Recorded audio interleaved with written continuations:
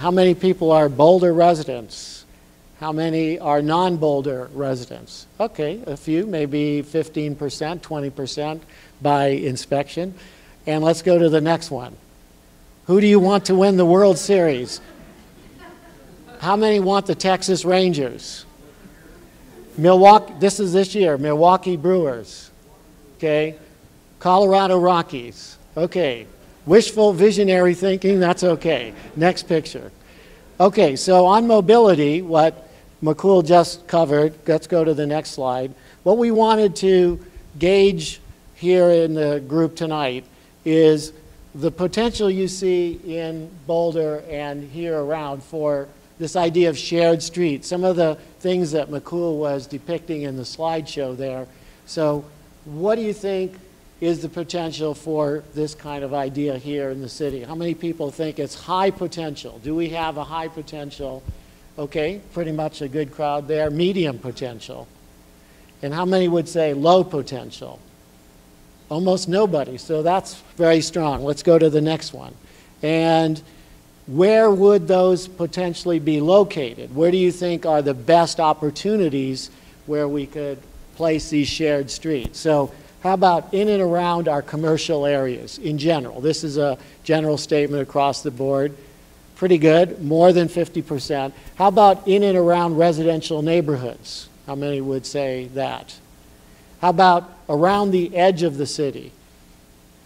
Okay, less.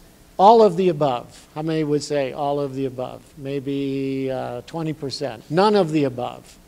So that's a pretty strong one. Our brain can only take so much, and scientists have shown again and again that at the most we can comprehend 5, at the most 6 things at the same time. And if you go and stand in a street and you look at the number of signs or number of commands that a street is telling you, you will see that in some ways all those signs are not working. The key part of wayfinding is also to strengthen the sense of place and again to integrate new technologies. There are lots of recent trends. We have seen more and more cities kind of create a very comprehensive signage based on a unique hierarchy. It's a gateway level for automobiles, for bicyclists, for pedestrians, for pet walkers, you name it. It's a very comprehensive signage. But then there is a totally different viewpoint which talks about no or minimal signage. We're going to talk about the naked street a little bit. And then technology has started to totally change this whole discussion with the introduction of the smartphones. And then wayfinding eligibility based on all 5 senses and the need for it to be universally accessible. So we always say, if I just put a sign a little bit bigger than my neighbor, all of a sudden, mine will be the best shot. Till the next person says, if I put it just a little bit bigger. And so you see the chaos that you see in a number of cities all over the world. And so the thing is, we can go with this comprehensive signage, which has value, it has worked. I also saw the signage, say, walking along Pearl Street. It works for people. But then we also started to put a very similar thing in North Las Vegas Boulevard in North Las Vegas. And you began to see how you could use signage and monuments to actually help create a character. But then there was another movement that's going on right now, and that talks about naked streets. And it says, the more you make a driver alert, the less comfort you give, and you make it a system so that he or she becomes more aware of the surroundings, the safer your street would be. And what this study has shown, especially what you see in the upper 2 photographs, the before and the after, is by taking away these signs. There were something like 16 signs on the left photograph and about 4 or 5 on the right, is that there was a dramatic improvement in the safety for all modes of travel. So that's something for us to begin to consider too. And then the multisensorial wayfinding. It's all about vision right now. But I don't know if you guys have walked along streets where you start to identify streets by the way they smell, by the way they feel, so on and so forth. And a number of cities, including some in southern India, the temple towns do take that into account, especially, for example, the major route that goes to the temple. You can almost see how you're getting closer to a temple because the uses go on changing, and it guides you to the heart of the city in a very multi-sensorial way. And that's something for us to again keep in mind. But I have to say, with the invention of the smartphone, we have been talking to various people. Google said we have, photographed and driven all over the city. I mean, all the cities of the world. And the next thing is to make sure that all the maps become redundant and you can see every map on your smartphone. So the whole equation is beginning to change. We are creating monuments which show the maps, but then Google is saying, we're going to put it all on the smartphone. So let's look at what our level of intervention should be too. And then more and more individual cities are looking at making sure we use our smartphones to better understand individual locations. And that's something, again, we should keep in mind. So challenges are clearly, and this is what the Research in Berkeley explored, is how do you actually achieve 100% inclusive wayfinding? How do you make sure it works for all people of all abilities? And then how do you build on all the different systems that exist? And with that, Daniel. Where would you like to test it out? Again, a lot of these could be part of a program to test the idea. How many would say in and around our commercial areas? Okay, a little bit. That might make the commercial signage more prominent, because if we don't have to address all of them, I'm sure the merchants wouldn't want to eliminate their store signs. That's not what this would be referring to. It's more about wayfinding or navigational signage. How about in and around residential neighborhoods? Could we do with more minimal signage there? Okay, around the edge of the city, less so. Maybe that's where we need it. I have to say, some of the most desirable spaces, for example, prestigious spaces like MoMA in New York, now use taco trucks to activate the entrance. It's become a high dining experience, and now they even have awards for it, which is the best taco truck in New York. And they really help to activate and they provide jobs. We always look for traditional jobs in offices and so on and so forth. But if you look at the true entrepreneurial spirit, they are really looking for a job that would provide them with a space which is 3 or 7 feet wide, and that's about all they need. And more cities are beginning to incorporate that. And then what about doing it right in the middle of the road? I know it's a shocking thing to say, but it happens all the time. It happens a little bit in Pearl Street, but it happens greatly in downtown Denver along the 16th Street Mall, and in Morgan Hill along the Monterey Road in California. And that's what we tried to work with in the city along Broadway in the city of Missoula, where it was really difficult to, in this depressed economic condition, to say that we are going to create great buildings along the edges, and that's how we're going to create a great street. And the question was, yes, we would put the trees in, we would put the general streetscape amenities, but then we would also provide the sidewalks as real estate space that the city then lends out to vendors to help animate the space, and as a result also make the street safer.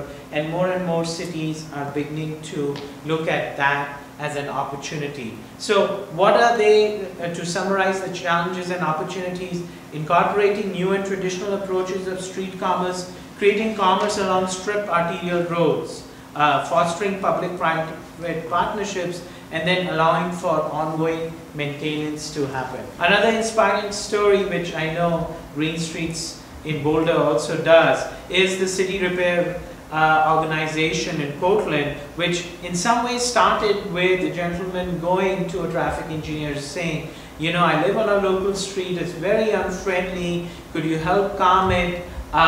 Maybe put a bulb out, maybe put a mid-block crossing, and the traffic engineer said, don't touch it, you have no authority. And especially don't touch the intersection.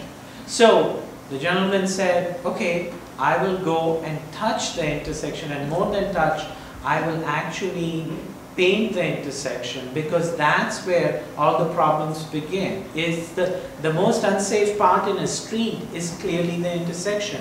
And that's what they did. They reclaimed this intersection, this conflict zone, to become or the start of a community gathering place. And it was through coat of paint. To some extent now people are getting married out there, which is, you know, going a little bit too far, but some people like to get married in the middle of streets, and more power to them.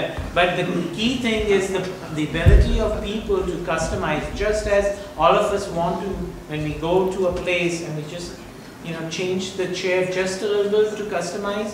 Now people are saying we would like to customize our streets too, because that's what we would like to do with open spaces that we really enjoy. Another example is that we worked on is Upper Market in San Francisco, with Market Street, creating all these very difficult intersections. And this intersection had multiple modes of transit going through it, very unfriendly to pedestrians. The city said, let's test it out. We went through the community process. There was a lot to disagree on. Everybody had more than one opinion, this being San Francisco. But we all agreed that there was an intersection that we really needed to improve. And the city and its people went to individual businesses. The city put in $16,000. Somebody knew, somebody in IKEA, they gave the chairs, so on and so forth. And this space, this is about 2 years ago, this space was maintained with the people who live and work along the street. Now these improvements, after the city saw that it has worked so well, it has now become permanent. So you don't have all the temporary stuff that you see, you don't have the temporary paint that you see, but it's now fully done. And that, I think, so you guys already started talking about, you know, instead of worrying, oh, we have to improve this 10 blocks altogether, just look at a corner, just look at half a block, and just look at, say, $5,000, $10,000, and there are solutions out there which begin to dramatically improve the street right away. And they really like it out here, as clearly you can see by the photos. This is an example of State Route 75 that we worked in Imperial Beach. It's a beach community, and there was so much excess space. The level of service chart that you saw was based on this corridor. We saw the amount of land that was being wasted, and the city is actually now looking through private development to reclaim this land so it could actually become a great social gathering place. And that's what more and more cities are thinking of. So the challenges and opportunities, the need to animate and activate dead spaces, and we have plenty. Wherever you're driving 45 miles an hour, trust me, it's a dead space that needs to be activated. Incorporating flexible designing, funding it, maintenance, and then of course building partnerships. Goals are multi-purpose, to create opportunities that celebrate community values, cultural diversity, basic community needs like access to healthy food, affordable entertainment, so on and so forth. It clearly helps economic development. It also showcases a city's ability, unique diversity, and promote, you know, re-emerging neighborhoods where possible. At the end of the day, it gives unique identity and help brand the street. So we do it a lot, of course, in San Francisco, and because we are crazy, we do it in different ways. But this is a story. I don't know if you guys, I'm sure you've known, in the Arab Spring, when, you know, various revolutions were happening in different countries, from Tunisia to Egypt and so on and so forth. You know, this was generally the condition. This is what it was. But when people said we need to stop driving and actually start going and reclaiming our roads, that's when change started to really happen. Because they started to reclaim the open space, and it is a very powerful way to show and protest. But it's not just about protest. What these events and programs, whether they are planned or unplanned, informal or formal, they really begin to show that you can really change your entire country, your city, your neighborhood, so on and so forth. And that's something to keep in mind. Very few people know, we talked about commerce, but very few people know that, for example, in Tunisia, the way the whole Arab Spring that we talk about started was because a person, one individual wanted, he was a college graduate, he tried to sell, he didn't get a job for a very long time, he tried to sell some stuff that he had made, or his family had made, and the police would not allow him to do so. And as a protest, he said, or he just went the next day and he just burned himself alive. So the ability of people to be able to express themselves it can be a huge thing to keep in mind, and that's what the streets, they provide that ability for people to vent their feelings and also celebrate great things. A lot of cities do a lot of things, and they range from block parties, play streets, farmers market, parades, races, demonstrations, performances, vending, so on and so forth. And they do it at a periodic level. It may be weekly, like a farmers market, bi-weekly, maybe monthly or yearly. And also the cyclovias, which are becoming more and more popular across the country and also in different parts of the world. But the ability, that is all planned, but I think so key part of events and programming is also to allow for that spontaneous, informal and temporary performances to happen, because that begins to change your street and gives it something unique or special or something new and unexpected that you would have not seen. This is actually not New Mexico 502 Trinity Drive that actually goes to the lab. You can see it's the main drive of the city, and it's a very unfriendly street to walk on. And working with the county, we have been looking at options as to how we can begin to reclaim the street so that they can better have, say, just start with having bike lanes, but then also to create a flexible lane that would allow different functions to happen when you don't need the lanes, for example, on weekends. So the challenges and opportunities are, again, and this is a constant thing that you will see in all our topics, is the ability to create flexible streets, especially that can accommodate a wide range of events and programs. A key thing that events and programs have are infrastructure needs. That's something that is usually seen by event programmers that cost the most amount of money and is the biggest obstacle to overcome. Managing traffic, for example, if you close a lane or close an entire street, and then involving local merchants and property owners is a key challenge and opportunity. Mm-hmm. So a question we would ask for the city of Boulder, where would the most important parade route take you? What are the parade or celebratory streets in the city of Boulder? Where would that take place? A 4th of July parade, or a Veterans Day, or Memorial Day, or some iconic event? Is there such an event? Is there an activity?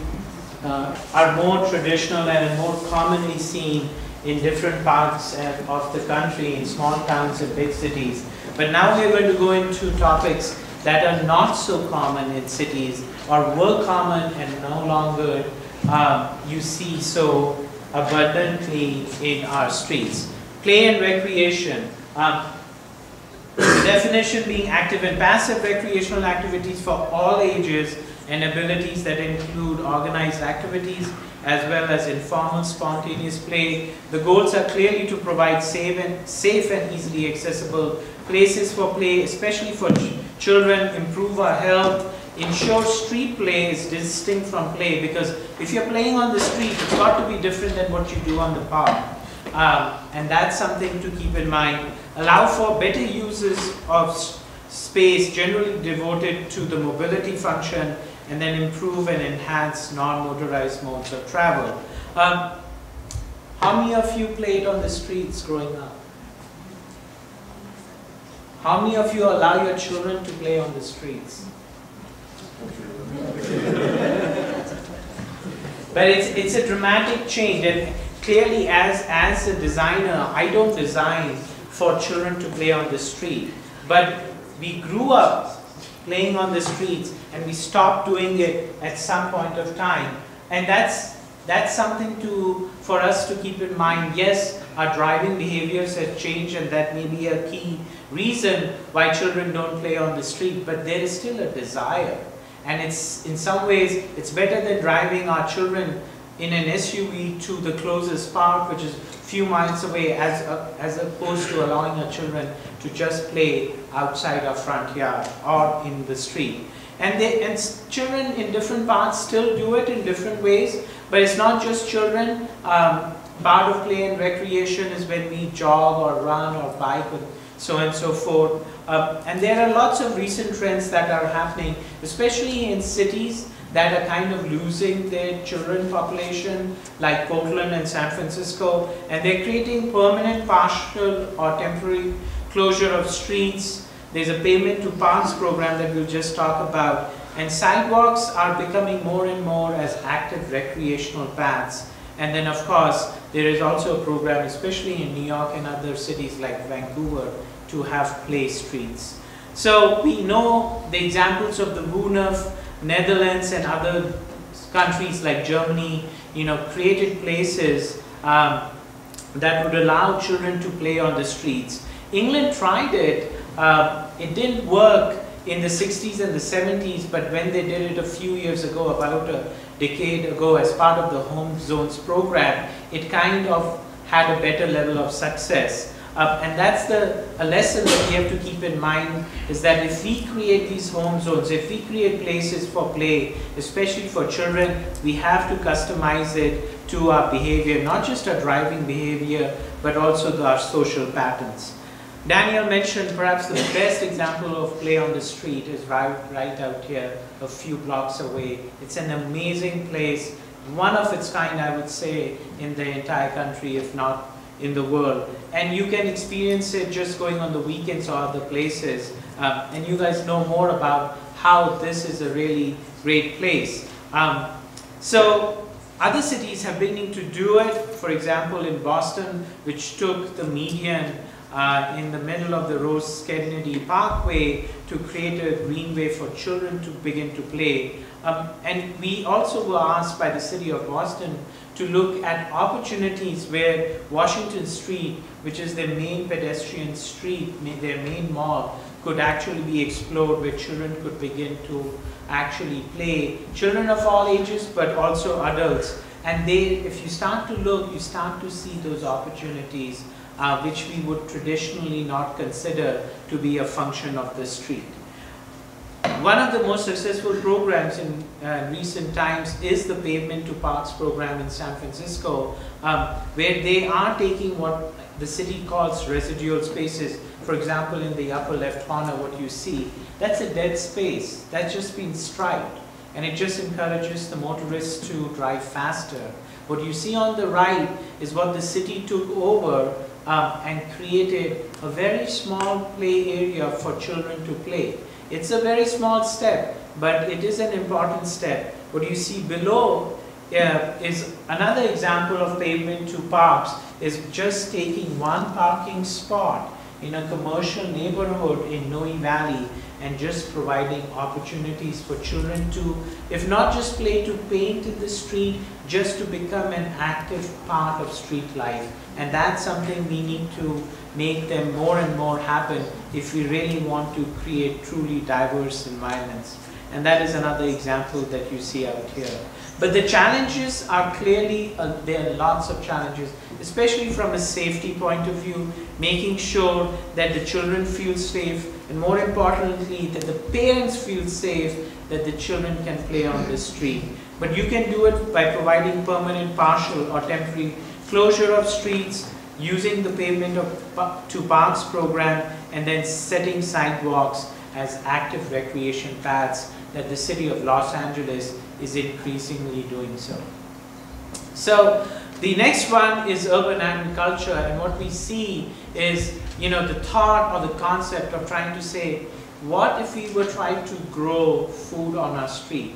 There are lots. The definition is cultivating, processing, preparing, and distributing food in and around our urban areas to improve our health and well-being, access to local, cheap and healthy food, create jobs, support economic development, improve community connections, and then reduce health costs. Different cities have done it as part of community gardens, be it Sacramento or Cleveland. More and more cities are looking at their vacant lots. But what about the street right of way, especially keeping in mind things like food security, farm to table, so on and so forth. If we do it in our backyards, we do it in our front yards, we do it even on our roofs, which is pretty expensive, why can't we do it on the city right of way too? And it takes about, if you look at the federal guidelines, the amount, and they actually have guidelines to how much amount of space you really need to feed a family of 4. That's just 600 square feet. A parking space takes about 200 square feet, 150 square feet of space. So if you're just one individual, you can choose, do I want food? Do I want to park my car on the street? But this is my neighborhood in Berkeley, where our traffic circle, which is right at the end of my block, is where we also grow our food. It's not a lot of food, but we grow different things. We grow herbs, we grow kale, we grow edible flowers based on a desire of a resident. But it all comes together, and it's also a great opportunity for us to meet our neighbors. Trust me, all of us have huge front yards and backyards, but there is still a desire. And also there is a need, and that is the climatic need, because in the middle of the street, you get the best access to sun, and that's something for us to keep in mind to grow great food. This is a great story in Tucson, a very disadvantaged neighborhood called the Dunbar Spring neighborhood, which used its existing very wide right-of-way to start growing native plants just to cultivate different small vegetables, but more importantly maize and flour in the middle of the street. And it's taken a life of its own, where they now actually grind the maize. Housewives use it to actually generate money. They sell pancakes, so on and so forth. So a very simple idea has become a very important issue, and they're doing it in Skid Row in Los Angeles, just along very tiny spaces, by just creating vertical gardens in Los Angeles. This is another part of Los Angeles, the Boyle Heights neighborhood, where unfortunately they don't have a lot of open space, and they're looking at their street right away to actually begin to grow food while improving the mobility and safety of different users of the street. The final example is Quesada Avenue in San Francisco, where a median, which you see in the upper right corner, was basically a place where people used to just throw trash. And it was also a haven of huge crime. It used to be called the Needle Street. You could always see needles strewn all over the street. And what the few community members did is they said, let's just take over the middle of the street and grow all our food. And they grow it. They've been growing it for many, many years. It started as a very small effort, and it's now become very lush. And it's become a great sense of pride also for the people, because now it is well known in our area that that is a great neighborhood to live. And they also have storage and different storage facilities. They allow you, they have boxes. You know, I grow lettuce. When you grow lettuce, you get 12 of them at the same time. How much lettuce can you eat in a week? So, you know, you put it in the box and you take food away from the storage box. So that's really beginning to create a great community out here, and a very healthy community in a very disadvantaged neighborhood of San Francisco. And you can just see how lush their community gardens are, and it's just a treat to walk along the street. So the challenges and opportunities, because every time I talk to a community about growing food, the first thing they say is the fumes and the pollution. So that's clearly a challenge that we need to take into account. The sense of ownership and also vandalism. We did a workshop, and you know, one of the community members expressed the concern, what if someone steals the food I grow? Another community member got up and said, if all that our kids are doing are stealing tomatoes, so be it. And that's something for us to keep in mind. It's something that we used to do it growing up. Why can't we do it also on the street right away? But making sure we mitigate the toxic elements and also provide ongoing maintenance. The next one is green infrastructure, and green infrastructure is, as Daniel said earlier, is supporting infrastructure functions provided by a network of natural ecosystems within the urban environment. Their various goals including conserving existing resources and mitigating existing impacts of streets, especially with the wide asphalt. But clearly there's a new goal, and that is to aggressively generate energy and revenue looking at our street right away by making sure we limit over-engineering and design it for the overall local and ecological context. So we have seen many examples, and we always notice infrastructure when someone digs our street, right? Otherwise we don't think of infrastructure, all the pipes that go under our street. But there are lots of recent trends, green streets as defined, for example, by Portland and Seattle, recycling and reusing materials, and then supporting natural habitat. These are great examples of integrated stormwater planters that Portland has done, and now they're doing over 400 miles of their streets are going under the hammer with regards to creating integrated stormwaters that minimize peak stormwater flows but improve the water quality too. This is the example that we did for the city of Sacramento, their very first green street in the city, where what you see on the right was an existing street 4 years ago which connected to a train station, and it now looks like this with integrated stormwater management all along the street that helps improve the water before it goes into the American River, which is about 2 miles away. Seattle has done it in a number of different ways also, and they've done it great. Even Nashville has built green streets, and that's right in the middle of their downtown, and that's an incredible thing. But that is all about mitigating and minimizing. Now we are looking at opportunities of green infrastructure, of actually generating power. And one of the things is to look at kinetic energy, with about 10% of energy being wasted when we brake our vehicles. How can we actually transfer and actually create power or electricity out of it? Cities are looking at it, different transit agencies are looking at it. Ohio is actually looking at their freeways to create energy systems by heating water through hot asphalt, and it also helps melt the ice during the cold winter months. Solar roadways in Netherlands and Scotland, by actually looking at our sidewalks and our bike lanes, or any area that does not need to be shaded by trees, and looking at opportunities for putting solar panels. It's not just vertical anymore. The solar technology now allows us to put panels on the ground and actually walk on it. So that's something pretty amazing. And this is another emerging technology, intelligent sidewalks, again using the human energy that is lost when we walk on the street to actually create electricity out of it. There are also minor things, very simple things like street lights. You can create LED lights, more and more cities are doing it, but cities are also using the technology to say, if you have a full moon, why do you need the street light? Can it be put on something that reflects the light, the ambient light, the light that the moon already provides? And that's something for us to keep in mind. We can't come up with one street light solution. It has to be localized to the context. And Daniel also talked about waste management, again within the street right away, looking at systems like the Moloch waste system that uses gravity to compact waste with stable underwater.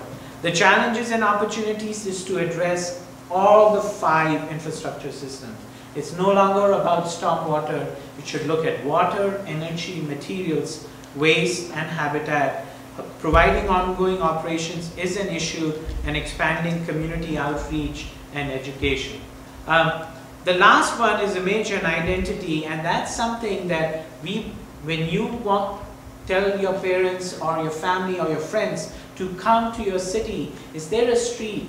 In your case, yes, it's a street. You have Pearl Street. You can always say. But others are not so lucky, clearly. But it is something important that more and more cities are beginning to look at how you can preserve, create, enhance, and express the unique character of street and the surrounding district of a city through streetscape elements. The goals clearly is to establish a unique sense of identity, reinforce the tangible and intangible connections, and imbue pride and ownership for the local residents and workers that in turn will help maintain the city.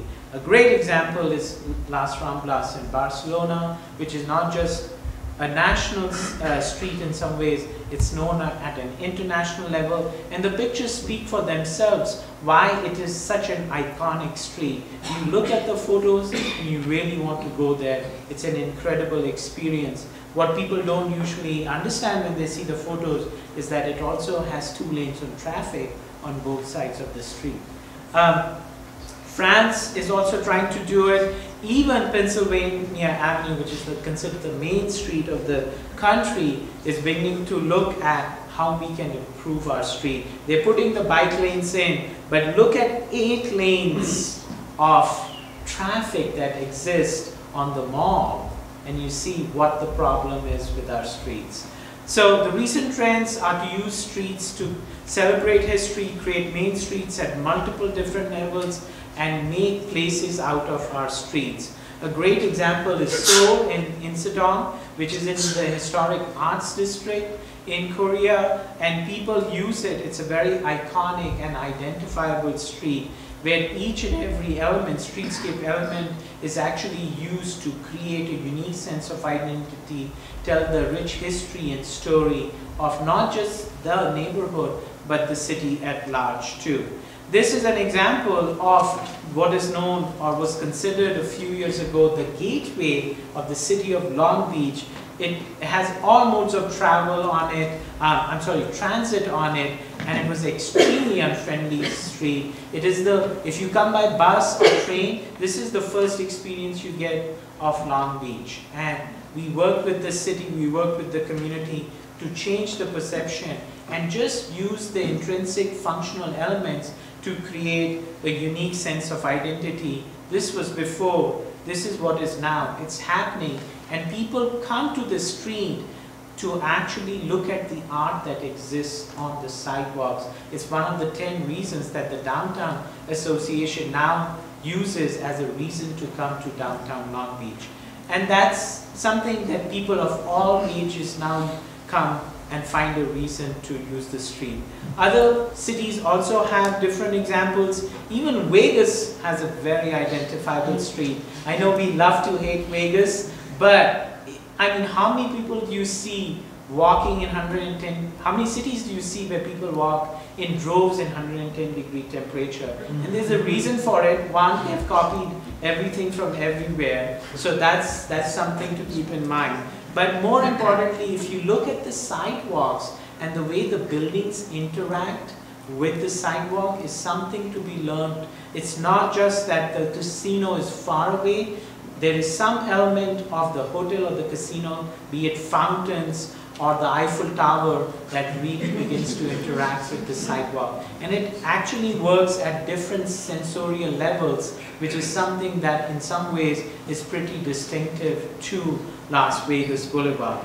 And we're going to end the story with the way we started, where Daniel started to talk about Dallas and what they did to their Main Street. This is Main Street Dallas today, and we have been working with them. Daniel has been working with the Downtown Business Association, with the city, with the people of Dallas to say, how could we reclaim our past? How could we reclaim and create what is, and make a truly Main Street out of the Main Street of Dallas? So if this is today, the vision tomorrow for Dallas is to make it not just friendly for pedestrians and all modes of travel, but also begin to create great social gathering places, great places for commerce, and also make sure you actually put transit in the middle of the street provide greater opportunities for people to come to the street so that it's not just a great place during the day, but also at night, and something